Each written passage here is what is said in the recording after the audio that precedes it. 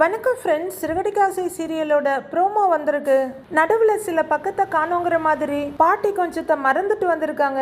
விஜயாவை வச்சு செய்வாங்க, மாமியார் அதிகாரத்தை காட்டுவாங்க, ஏதோ கொஞ்சம் என்டர்டெயின்மெண்ட்டாக இருக்கும்னு பார்த்தா அதெல்லாம் நம்ம கனவாக தான் இருக்குங்க. அவங்களும் முத்துவையும் மீனாவையும் தான் வச்சு செய்கிறாங்க. பேர பிள்ளைங்களோட படுத்துக்கிறேன்னு போய் அங்கே பண்ணுற கலாட்டா, ஸ்ருதி மீனா கிட்ட போய் அங்கே கொஞ்சம் கலாட்டான்னு அவங்க நம்மளை எரிச்சல் படுத்தினது பத்தாதுன்னு ப்ரோமோவிலையும் எரிச்சல் படுத்த வந்திருக்காங்க. முத்துவும் மீனாவும் மாடியில் ஒருத்தர் ஹக் பண்ணிட்டு நிற்க மாடிக்கு வந்த பாட்டி இதை பார்த்துடுறாங்க. உடனே பயங்கர கோவத்தோட, ஏய் என்னடா நடக்குதுங்க, உனக்கு கொஞ்சமாவது அறிவு இருக்கா?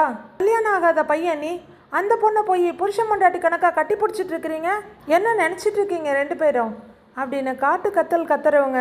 ஏம்மா நீ ஒரு பொம்பளை பிள்ளை தானே, உனக்கு கொஞ்சமாவது அறிவு இருக்கா, இப்படி நடந்துக்கிற அப்படின்னு மீனாவைய திட்டி தீக்கிறவங்க நேராக கீழே வர்றாங்க. அப்புறம் என்ன, பஞ்சாயத்து தான்.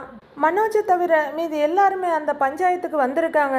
அண்ணாமலை, நான் ஒரு முடிவு பண்ணிட்டேன், அதை உடனே செஞ்சிட வேண்டியது தான் அப்படின்னு சொல்ல, என்னம்மான்னு அவரும் கேட்குறாரு. முத்துவும் மீனாவும் ஒரு பக்கமும் இன்னொரு பக்கம் ஸ்ருதியும் ரவியும் நின்றுகிட்டு பார்த்துட்டு இருக்காங்க.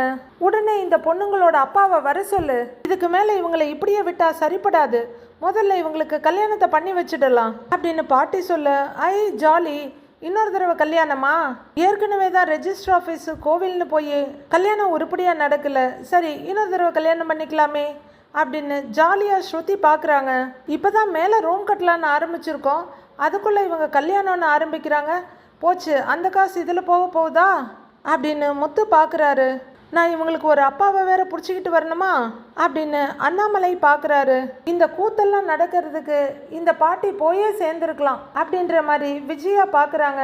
உண்மையிலேயே அவங்க லூஸா நாம லூஸா அப்படின்னு தெரியல. கூடிய சீக்கிரம் இந்த சீரியலை பார்த்து நாம் பிச்சுக்காமல் இருந்தால் தான் ஆச்சரியமாக இருக்குங்க. சரி, என்னதான் நடக்குதுன்னு பார்க்கலாம்.